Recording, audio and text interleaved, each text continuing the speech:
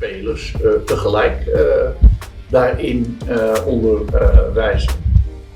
Komt hij naar me toe? Nou, dat vind ik gewoon een heel mooi gebaar. Ik ben heel fijn met Robin samen.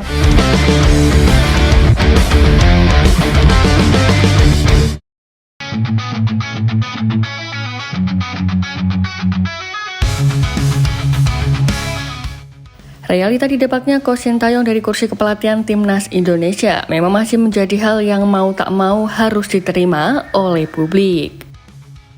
Ya, meski terbilang cukup mengejutkan karena diputuskan dengan kondisi timnas yang telah seperti sekarang. Namun terdapat kronologi yang tak terduga di balik pemecatan juru taktik asal Korea Selatan tersebut. Ya, sebelum pemecatan ini terjadi, Sintayong dikabarkan merasa sakit hati karena taktiknya dikritik oleh para pemain keturunan. Kritik itu muncul setelah Timnas Indonesia gagal menang dari Bahrain dalam laga lanjutan grup C babak ketiga kualifikasi Piala Dunia 2026.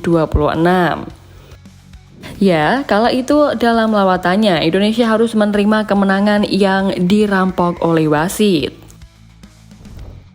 Tadi saat konferensi pers, Pak Erick Thohir bilang sudah membahas pergantian Sintayong dalam beberapa bulan terakhir.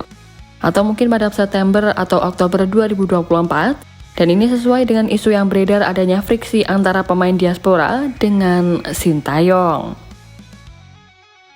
Nah, kritikan yang datang dari pemain keturunan inilah yang kemudian muncul line up aneh saat Timnas Indonesia menghadapi Timnas Cina, yang mana pertemuan kedua tim itu tersaji di matchday keempat grup C di Qingdao. Kala itu Sintayong melakukan banyak pergantian di daftar starting 11, dia bahkan menunjuk Asnawi Mangkualam sebagai kapten menggantikan Jay Izzes. Kemudian Tom Hai dan Sandy Walsh yang kerap diandalkan hanya duduk di bangku cadangan. Dan satu lagi, Eliano Rendes juga tidak masuk dalam skuad Timnas Indonesia, yang padahal seluruh tenaga dari para pemain tadi sangat dibutuhkan. Dan benar saja akibat keputusan aneh itu Timnas Indonesia akhirnya harus menelan kekalahan 1-2 dari Cina yang tentu saja sangat disayangkan.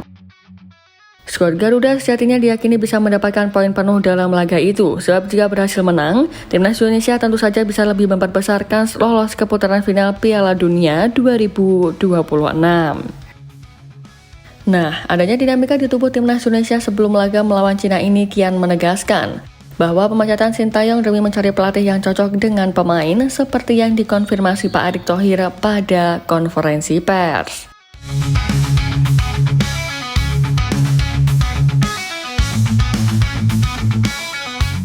Ya, meski begitu semuanya telah usai dan kini pun sosok pengganti Sintayong telah beredar, yang mana sebelumnya Pak Erick Thohir menyebut punya 3 kandidat pelatih, tetapi pada akhirnya dia memilih sosok pelatih baru yang berasal dari Belanda.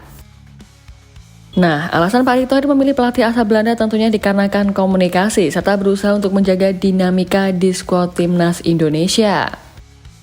Seperti yang kita semua tahu juga bahwa skuad Garuda sendiri kini banyak diperkuat oleh pemain naturalisasi yang berasal dari Belanda. Dan pemilihan pelatih asal Belanda ini juga merupakan usaha PSSI menjaga dinamika tim dalam pemilihan sosok pelatih baru, sebab skuad Garuda sendiri harus kembali berjuang pada Maret nanti. Ya, sejak kemarin pun ramai berhembus kabar bahwa sosok pelatih baru itu adalah Patrick Kluivert yang merupakan pesepak bola legenda asal Belanda. Jurnalis pakar transfer Eropa Fabrizio Romano juga telah memberitakan sosok Patrick Kluivert yang bakal menjadi pengganti STY dengan kontrak 2 tahun plus opsi perpanjangan 2 tahun lagi. Media Spanyol Marca juga turut meramaikan pemberitaan dengan menulis sosok Louis van Gaal yang akan berstatus sebagai direktur teknik Timnas Indonesia. Dan terlepas kabar ini benar atau tidak, yang jelas Louis van Gaal dan Patrick Kluivert pernah berkolaborasi bareng di Timnas Belanda, yang puncaknya yakni keduanya membawa Belanda finish ketiga di Piala Dunia 2014.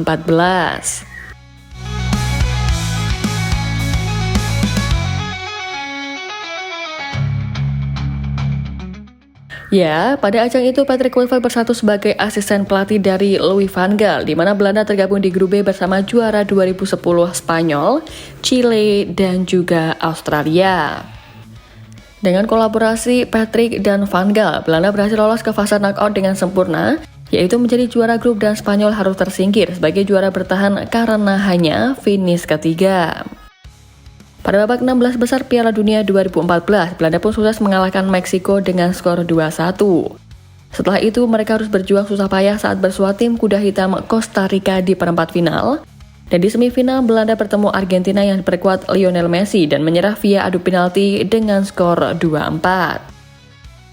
Karena ini mereka bertemu berhasil di perebutan posisi ketiga dan Belanda pun sukses menang dengan skor 3-0.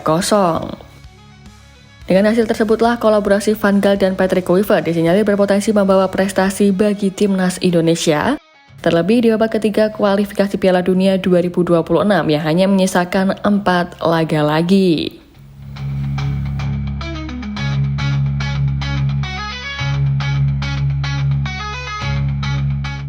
Ya, tentu kehadiran sosok pelatih baru nanti tak serta-merta menghentikan langkah konkret PSSI di beberapa tahun terakhir dalam menggait pemain keturunan berkualitas.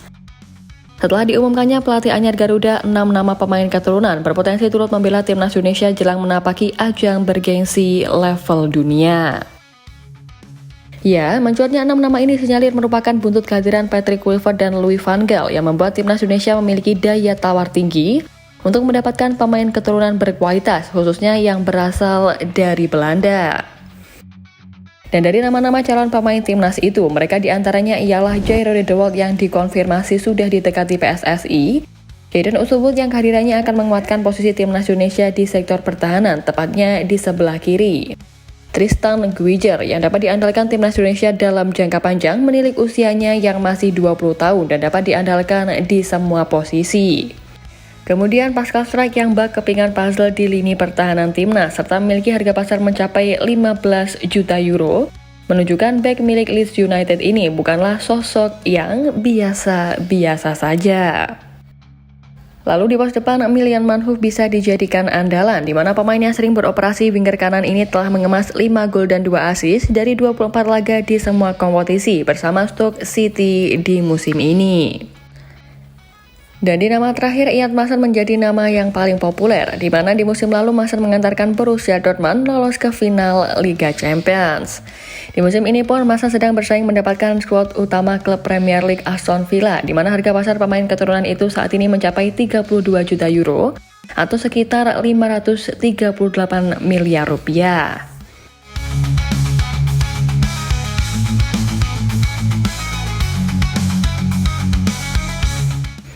Tentu saja jika benar 6 nama pemain ini bergabung ke timnas Indonesia, bukan tak mungkin tim Garuda bakal menjadi skuad termahal di Asia, serta bakal juga memperbesar peluang untuk berkiprah apik di ajang internasional.